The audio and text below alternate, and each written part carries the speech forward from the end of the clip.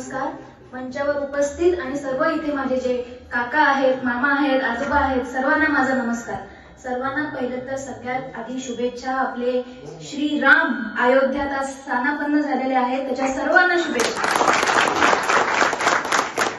तुम्ही आज माझ्या वडिलांच्या पाठीशी उभे आहात ह्याचा मला खरंच इतका आदर आहे.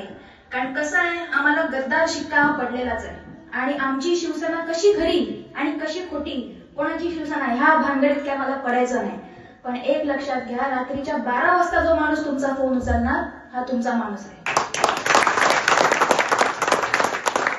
आज बाबा मला तुला सांगूसं वाटतंय, ह्या विधानसभेत आपल्याकडे MIDC नाही. कारण का? आपल्या इकडच्या स्थानिक नेतृत्वाला विजनच नाही. सगळ्यात पहिलं जर आपल्याला करायचंय तर आपल्याला इथे MIDC मंजूर करून द्यायची आहे, लांजा राजापूर साखरपा विधानसभा. आज आपला स्थानिक तरुण पुण्या मुंबईत राजासारखी इथे घरं असताना पुण्या मुंबईत 15 आणि 20 हजाराची नोकरी करतो आणि 10 बाय 10च्या खोलीत राहतो. मलाही वाटतं माझे मित्रमैत्रिणी इथे राहावे, त्यांनी इथे नोकरी करावी, त्यांनी इथे स्थानापन्न राहावं आणि ह्या लांजा राजापूर साखरपा विधानसभेला वृद्धाश्रम मात्र फक्त व्हायला देऊ नकोस. आजपर्यंत इकडच्या माझ्या वडिलांबद्दल माझ्या वडिलांना त्या शब्दात मांडायला मी तेवढी मोठी नाही. माझे वडील आणि मी यांनी नेहमीच सेवा केली. माझ्या वडिलांनी मला सगळ्यात पहिलं सांगितलं, ग्रॅज्युएशन पूर्ण झाल्या झाल्या बाळा वकिली कर. तुला जर लोकांना न्याय द्यायचा आहे तर तू वकिली कर. कारण इथे राजकारणाला काय स्कोप नाही. त्यांना कधी राजकारणातल्या रमध्ये पण इंटरेस्ट नसायचा. आज माझे वडील हे उद्योजक आहेत. तुम्ही त्यांना कधीही सांगा, बाप भैया तुम्ही बोला, भैया बोलणार नाही. का? कारण भाषा ही त्यांची कलाच नाही होत. ज्यांनी आजपर्यंत कधी राजकारणात पुढे चेहरा म्हणून कधी आले नाहीत, पडद्यापाठचे हिरो म्हणून त्यांनी नेहमी काम केलं. आज हा लांजा राजापूर विधानसभेची मी ऋणी आहे. कारण ह्या लांजा राजापूर विधानसभेने माझ्या वडिलांना चेहरा दिला. माझ्या वडिलांची ओळख आज ह्या लांजा राजापूर विधानसभेने दिलेली आहे. भले आमचं जास्त कधी बोलणं होत नाही की राजकारण कसं आहे, कसं चाललं पाहिजे, कसं नाही. कारण माझ्या वडिलांनी मला कधी राजकारण करायला शिकवलं नाही. आज छोटी मोठी आम्ही कामं करतोय, त्याची पोचपावती तुम्ही देताय, अशा स्वरूपात देताय. मी तर म्हणते भरभरून फक्त आशीर्वाद दिला तरी आम्हाला खूप आहे.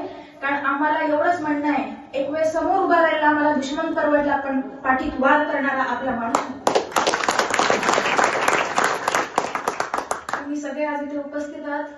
मी तुमच्या समावेश माझ्या वडिलांना सांगते, बाबा इथे MIDC होणं, इथे शाळा होणं, इथे कॉलेज होणं, इथे बचत गटांना निधी मिळणं, ही सगळी कामं जशी आजपर्यंत रत्नागिरीत केली आहे तशी आपल्याला इथे राबवायची आहेत. आज जर रत्नागिरीत बचत भवन उभारलं जाऊ शकतं, आज आमच्या नगरीला साधा बचत गटाला निधी नाही बाबा. आज आमच्या महिला साधी एक साडी घ्यायला, साधा एक अंगावरचा दागिना घ्यायला हात पसरतात स्वतःच्याच घरात. माझं एवढंच म्हणणं आहे, माझी कळकळीची विनंती आहे, बचत भवन आपण उभारूच, पण पहिलं माझ्या महिलांना, माझ्या इकडच्या ज्या तरुण पिढीला रोजगार मिळावा. मग ते बचत गटातून असू दे किंवा नोकऱ्यांमधून असू दे. माझं असं, मी कुठल्याही रिफायनरीला समर्थन करा, विरोध करा असं मी म्हणत नाही, पण विविध प्रकारचे प्रकल्प आपल्याकडे येऊ द्या.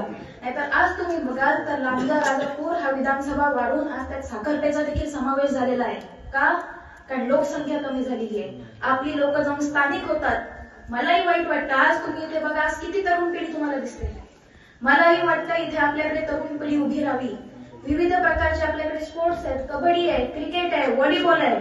माझ्या सगळ्या मित्रमैत्रिणींना एक प्लॅटफॉर्म मिळाला. विविध प्रकारचे आपण स्पर्धा राबवूया. आपल्याकडे किती कलाकार मित्रमंडळ आहेत, किती कलाकार आपल्याकडे लोक आहेत. आपल्याला सगळ्याला प्लॅटफॉर्म द्यायचा आहे. आणि माझं एवढंच म्हणणं आहे, माझ्या वडिलांना तुम्ही जो चेहरा दिला लांजा राजापूर साखरपाने, माझ्या वडिलांना चेहरा दिला, माझ्या पडद्यापाठच्या हिरोला चेहरा दिला, तुमचं ऋण मी 100% करणार. जनशक्तीचा बुलंद आवाज म्हणजेच रत्नागिरी खबरदार.